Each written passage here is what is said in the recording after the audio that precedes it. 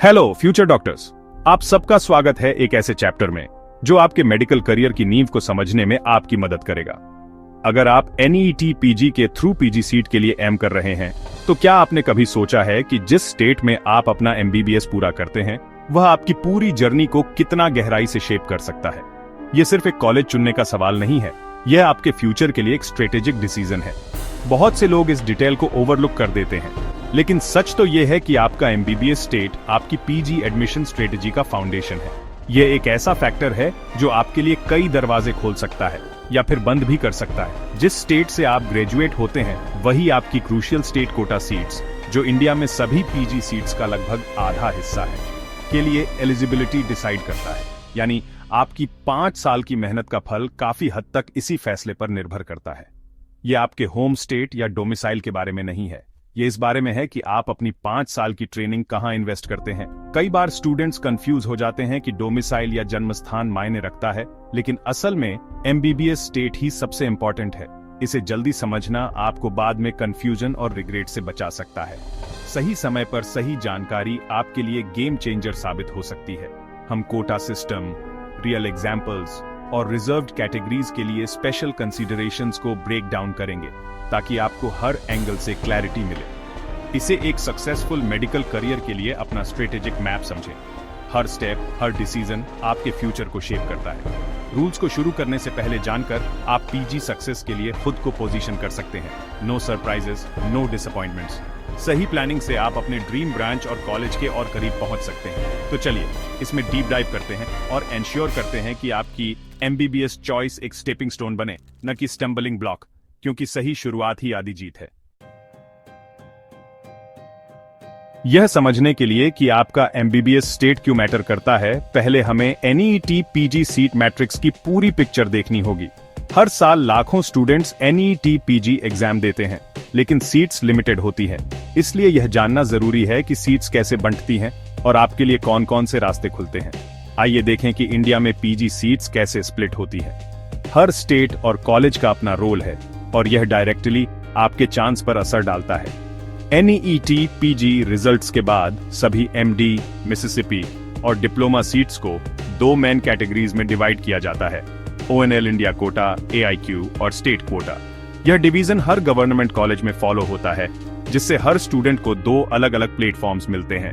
AIQ government PG seats का 50% है, JNK को छोड़कर, जो नेशन वाइड सभी ग्रेजुएट्स के लिए ओपन है। यहाँ आपकी NEET PG रैंक ही सब कुछ है। इसमें कोई स्टेट बाउंडेशन नहीं होती, यानी आप इंडिया के किसी भी कोने से अप्लाई कर सकते हैं।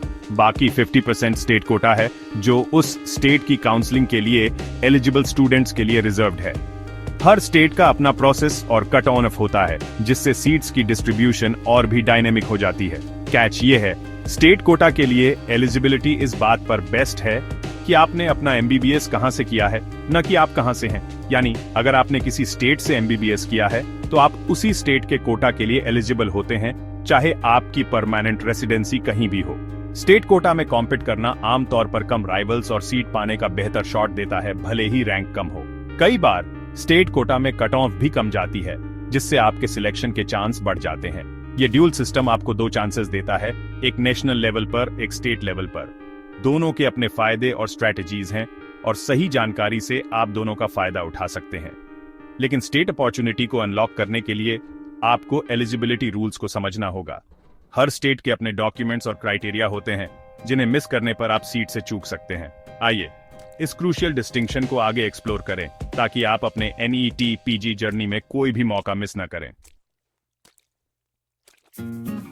यह है गोल्डन रूल। जब भी आप अपने मेडिकल करियर की प्लानिंग करें तो एक बात हमेशा रिमेंबर, किसी भी स्टेट के PG कोटा के लिए आपकी एलिजिबिलिटी इस बात पर डिपेंड करती है कि आपने अपना MBBS किस राज्य से पूरा किया है, न कि आपके होम स्टेट या डोमिसाइल पर। यानी आप जहां रहते हैं वो मायने नहीं रखता, बल्कि आपने कहां पढ़ाई की वही सबसे इंपॉर्टेंट है। बहुत से लोग ये मानते हैं कि उनका डोमिसाइल या घर का पता उन्हें स्टेट कोटा सीट की गारंटी देता है, लेकिन ये एक बहुत कॉमन और कॉस्टली मिसकंसेप्शन है, जिससे हर साल कई स्टूडेंट्स को नुकसान होता है। फॉर एग्जाम्पल, अगर प्रिया राजस्थान से है, यानी उसका घर और परिवार राजस्थान में है, लेकिन वह अपना MBBS गुजरात के किसी कॉलेज से करती है, तो वह सिर्फ गुजरात के स्टेट कोटा के लिए एलिजिबल होगी, राजस्थान के लिए नहीं, चाहे उसका डोमिसाइल राजस्थान का ही क्यों ना हो। सिस्टम उन स्टूडेंट्स को प्रेफरेंस देता है जिन्होंने उसी स्टेट के हेल्थ केयर सिस्टम में ट्रेनिंग और इंटर्नशिप की है, ताकि वे आगे चलकर वहीं काम कर सकें। इसलिए जब आप अपना एमबीबीएस कॉलेज चुनते हैं तो असल में आप अपने फ्यूचर पीजी स्टेट को भी चुन रहे होते हैं। आप एक स्टेट के लिए एलिजिबिलिटी लॉक कर लेते हैं और बाकी सभी स्टेट्स के लिए उसे फोरफिट कर देते हैं, जिसमें आपका होम स्टेट भी शामिल है अगर आपने वहां से एमबीबीएस नहीं किया। यह डिसीजन रिजर्व्ड कैटेगरी स्टूडेंट्स के लिए और भी ज्यादा क्रिटिकल हो जाता है, क्योंकि सीट्स लिमिटेड होती हैं। अपने पीजी पार्ट की प्लानिंग करते समय हमेशा ध्यान रखें कि आपका एमबीबीएस किस स्टेट से है। सिर्फ अपने होम स्टेट के बारे में सोचने से गलती हो सकती है। अगर आप अपने डोमिसाइल के बाहर स्टडी करते हैं तो आपको उस नए स्टेट की एलिजिबिलिटी मिलती है, लेकिन अपने होम स्टेट का एडवांटेज हमेशा के लिए खो देते हैं, जो बाद में अफसोस का कारण बन सकता है। इसलिए इस चॉइस के आपके पीजी जर्नी और करियर के लिए लॉन्ग टर्म कॉन्सिक्वेंसेस हैं। सोच समझकर फैसला लें। आइए देखें कि अमन और समीर के साथ ये कैसे होता है। दोनों पंजाब से हैं। अमन पंजाब में अपना एमबीबीएस करता है, Sameer Mumbai chooses. NET PG के लिए दोनों ओनल इंडिया कोटा में कॉम्पीट कर सकते हैं, लेकिन स्टेट कोटा के लिए अमन पंजाब में एलिजिबल है, जबकि समीर केवल महाराष्ट्र में एलिजिबल है। अमन को कम कॉम्पिटिटर्स और लोकल कॉलेजेस के साथ फैमिलियरिटी का बेनिफिट मिलता है, उसका home ground advantage. Sameer Punjabi होने के बावजूद पंजाब के स्टेट कोटा का क्लेम नहीं कर सकता। उसे महाराष्ट्र में कॉम्पीट करना होगा, एक नया और शायद टफर एनवायरनमेंट। एमबीबीएस कॉलेज की चॉइस ने अब उनके पीजी अपॉर्चुनिटीज को डिफाइन कर दिया है। आपका एमबीबीएस स्टेट पीजी एडमिशंस के लिए आपका ट्रम्प कार्ड है। यह न माने कि अगर आप कहीं और स्टडी करते हैं तो आपका डोमिसाइल हेल्प करेगा। स्ट्रेटेजिक एडवांटेज इसमें है कि आप कहां से ग्रेजुएट होते हैं, न कि आप कहां से हैं। यह एक डिसीजन है जो आपके फ्यूचर ओन ऑप्शंस को शेप देता है। अपने पीजी गोल्स को ध्यान में रखकर अपना एमबीबीएस स्टेट चुनें।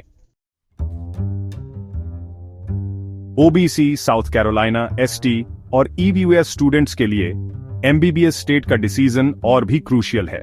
स्टेट स्पेसिफिक रिजर्वेशन बेनिफिट्स आमतौर पर तभी अप्लाई होते हैं जब आप अपने डोमिसाइल स्टेट से ग्रेजुएट होते हैं। अगर आप एमबीबीएस के लिए किसी दूसरे स्टेट में जाते हैं तो आपका ओरिजिनल रिजर्वेशन सर्टिफिकेट वहां वैलिड नहीं हो सकता है। आप नए स्टेट के कोटा में एक जनरल कैंडिडेट के रूप में कॉम्पीट करेंगे, अपना रिजर्वेशन एडवांटेज खो देंगे। अपने चांसेस को मैक्सिमाइज करने के लिए अगर आप रिजर्व्ड कैटेगरी से हैं तो अपना एमबीबीएस अपने ही स्टेट में करना लगभग हमेशा बेस्ट होता है। इस तरह आप ओनल इंडिया और स्टेट कोटा दोनों में अपने रिजर्वेशन बेनिफिट्स को मेंटेन। कुछ टॉप कॉलेजेस एक इंटरनल या इंस्टीट्यूशनल कोटा ऑफर करते हैं, जो उनके अपने एमबीबीएस ग्रेजुएट्स के लिए एक बड़ा एडवांटेज है। For example AFMC Pune, AMU, BHU और दिल्ली यूनिवर्सिटी कॉलेजेस अपनी पीजी सीट्स का 50% तक अपने स्टूडेंट्स के लिए रिजर्व रखते हैं। इन सीट्स के लिए कॉम्पीट करने का मतलब है केवल अपने बैचमेट्स का सामना करना, हजारों आउटसाइडर्स का नहीं। इससे कम रैंक पर टॉप क्लिनिकल ब्रांच मिलना बहुत आसान हो सकता है। रिसर्च करें कि क्या आपका टारगेट एमबीबीएस कॉलेज एक इंटरनल कोटा ऑफर करता है। ऐसे इंस्टीट्यूशन में सीट सिक्योर करना आपके पीजी सपनों के लिए गेम चेंजर हो सकता है। ये एक स्ट्रेटेजिक मूव है जो पीजी लेवल पर पे ऑन ऑफ करता है। कौन से स्टेट्स पीजी एस्पिरेंट्स के लिए बेस्ट ऑन्स ऑफर करते हैं?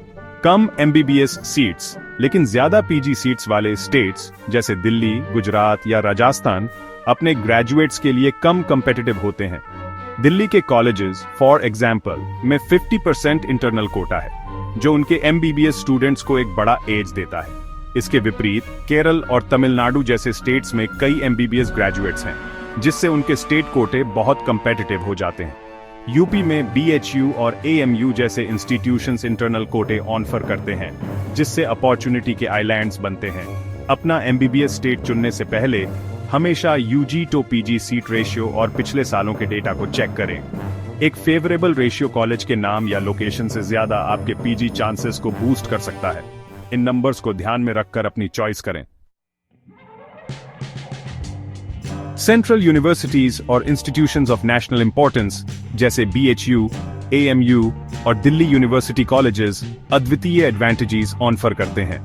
वे अपनी पीजी सीट्स का 50% अपने एमबीबीएस ग्रेजुएट्स के लिए रिजर्व रखते हैं, जिससे वे अंडर ग्रेजुएट स्टडीज के लिए अत्यधिक सॉट आफ्टर। अगर आप MAMC, LHMC या UCMS से ग्रेजुएट होते हैं तो आपको तीनों में PG सीट्स तक प्रेफरेंशियल एक्सेस मिलता है।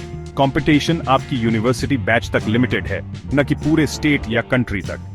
BHU और AMU सिमिलर बेनिफिट्स ऑफर करते हैं, जिससे वे PG फोकस्ड स्टूडेंट्स के लिए स्ट्रेटेजिक चॉइसेस बन जाते हैं। इन यूनिवर्सिटीज के ग्रेजुएट्स स्टेट कोटा के लिए भी एलिजिबल हो सकते हैं, अगर वे लोकल क्राइटेरिया को फुलफिल। ये इंटरनल कोटे आपको उन रैंक्स पर टॉप ब्रांचेस सिक्योर करने देते हैं जो कहीं और पर्याप्त नहीं होंगी। अगर आप PG सक्सेस के बारे में सीरियस हैं तो इन इंस्टीट्यूशंस को प्रायोरिटाइज करें। आपकी MBBS कॉलेज चॉइस आपके PG सपने की ओर पहला और सबसे प्रभावशाली कदम है। याद रखें, स्टेट कोटा एलिजिबिलिटी इससे जुड़ी है कि आप कहां से ग्रेजुएट होते हैं, न कि आपके डोमिसाइल से। जनरल स्टूडेंट्स के लिए favourable UG to PG ratio वाले स्टेट्स या इंटरनल कोटे वाले कॉलेजेस पर कंसिडर। रिजर्व्ड कैटेगरी स्टूडेंट्स के लिए रिजर्वेशन बेनिफिट्स को बनाए रखने के लिए अपने डोमिसाइल स्टेट में रहना आमतौर पर सबसे अच्छा होता है। दिल्ली यूनिवर्सिटी, BHU और AMU जैसी जगहों पर इंस्टीट्यूशनल कोटे PG सीट्स के लिए एक गोल्डन पाथवे ऑफर करते हैं। अपनी चॉइस करने से पहले सीट नंबर्स, ब्रांचेस और कंपटीशन पर रिसर्च करें। लॉन्ग टर्म थिंक, आपका डिसीजन अब आपके फ्यूचर ऑप्शंस को शेप देता है। एक्साइटमेंट को अपनी स्ट्रेटेजिक प्लानिंग पर don't let dominate. Quota system को समझकर और एक इन्फॉर्म्ड चॉइस करके आप एक सक्सेसफुल स्पेशलिस्ट करियर के लिए फाउंडेशन रखते हैं। वाइजली चुनें, आपका फ्यूचर इस पर डिपेंड करता है।